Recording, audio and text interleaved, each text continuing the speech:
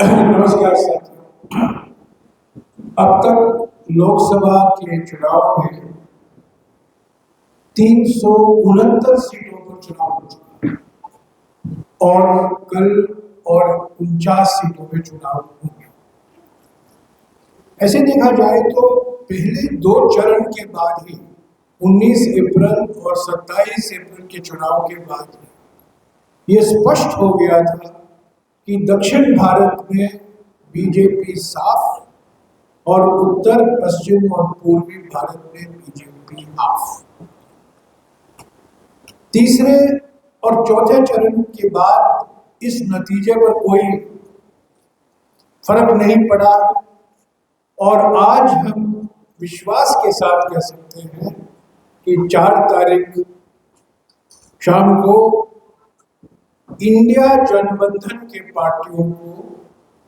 स्पष्ट और निर्णायक जनादेश जरूर मिलेगा।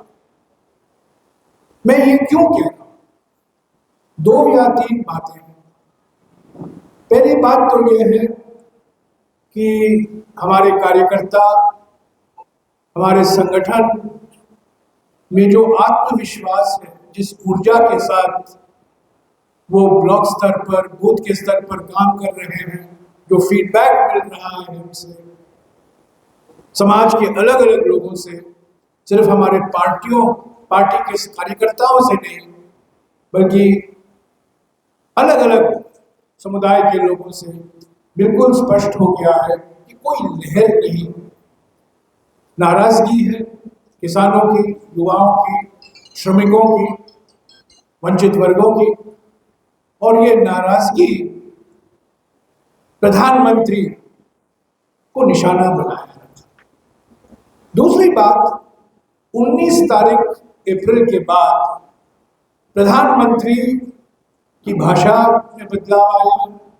प्रधानमंत्री की चुनावी रणनीति में परिवर्तन आया है और आप देखेंगे 19 अप्रैल के बाद बार बार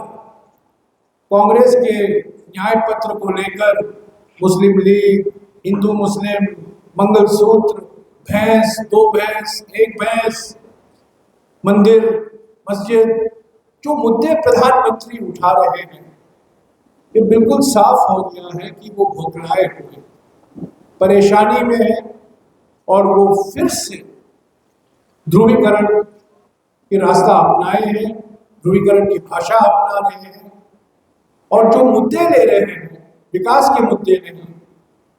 जो हमारे न्याय पत्र में हमने गारंटियां दी हैं उसके बारे में कुछ नहीं कह रहे हैं, पर बार बार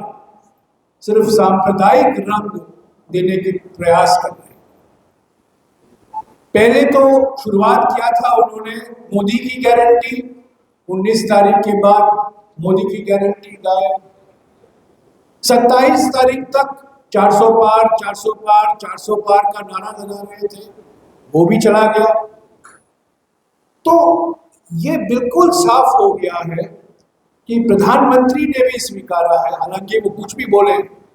मंच से, पर वो जान गए हैं कि जमीनी स्तर पर स्थिति बिल्कुल विपरीत है और जमीनी स्तर पर इंडिया गठबंधन कांग्रेस पार्टी को और गठबंधन के घटक दलों को भारी समर्थन मिल रहा है, क्योंकि हमारे जो 5 न्याय 25 गारंटी का प्रोग्राम है, हर गरीब परिवार की एक महिला को हर साल 1 लाख रुपया सीधा उनके बैंक के खाते में जाएगा। युवाओं के लिए जो डिग्री या डिप्लोमा खत्म करते हैं उनको 1 साल का प्रशिक्षण, अप्रेंटिसशिप और उसके साथ साथ 1 लाख का मुआवजा 1 साल के लिए। श्रमिकों के लिए एक तरफ 400 पार की बात हो रही है प्रधानमंत्री के द्वारा और हम लोग कह रहे हैं 400 पार, यानी कि न्यूनतम मजदूरी दर 400 रुपया होगा। श्रमिकों के लिए न्याय देने के लिए हमने ये गारंटी दी है और किसान को लेकर हमने ये गारंटी दिया है कि कर्जा माफ होगा और एमएसपी को कानूनी दर्जा दिया